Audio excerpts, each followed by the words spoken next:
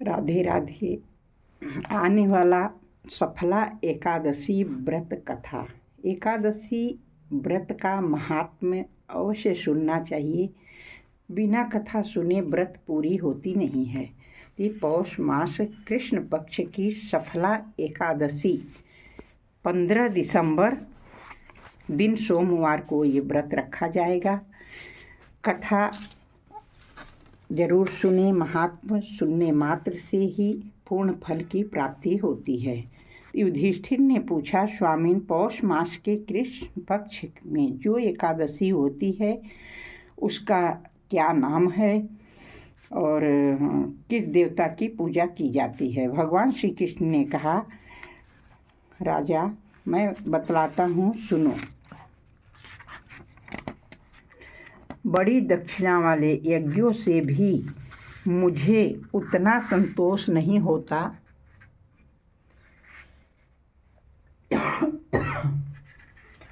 जितना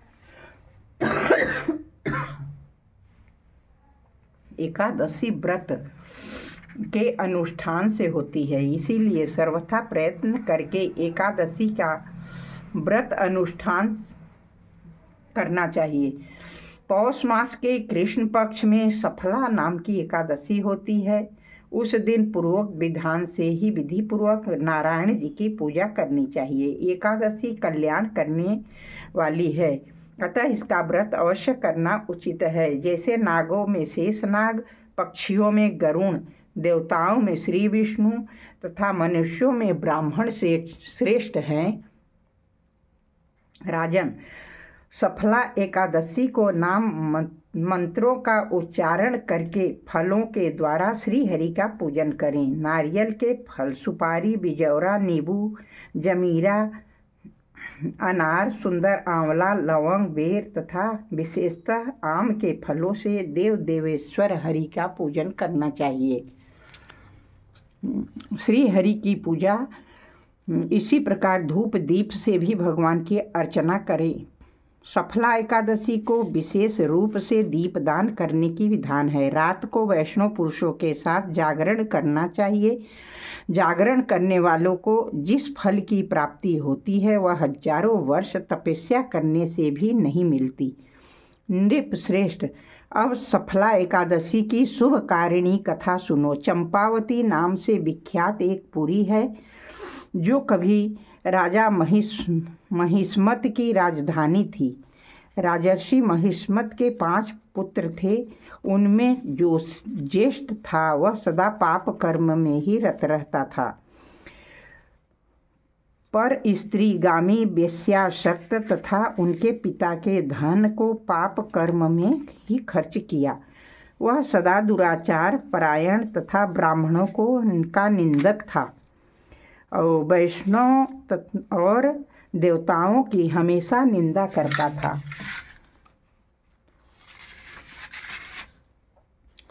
अपने पुत्र को ऐसा पापाचारी देख राजा महिष्मती ने राजकुमारों में उनका नाम लुम्भक रख दिया। फिर पिता और भाइयों ने मिलकर उसे राज्य से बाहर निकाल दिए। लुम्भक उस नगर से निकलकर गहन वन में चला गया। वहीं रहकर उस पापी ने प्रायः समूचे नगर का धन लूट लिया करता था। और एक दिन जब वह सिपाहियों से पकड़ लिया गया, किंतु जब उसने अपने को राजा महिष्मत का पुत्र बतलाया तो सिपाहियों ने उसे छोड़ दिया। किंतु जब उसने अपने आप को राजा का महिष्मत का पुत्र बतलाया तो सिपाहियों ने उसे छोड़ दिया। फिर वह पापी वन में लौट आया। प्रतिदिन मांस तथा वृक्षों के फल खाकर जीवन निर्वाह करने लगा। दुष्ट का विश्राम स्थान पीपल वृक्ष के निकट था। वहाँ बहुत वर्षों का पुराना पीपल वृक्ष था। वह वन में वृक्ष एक महान देवता माना जाता था। पाप बुद्धि लुम्भक वहीं निवास करता था।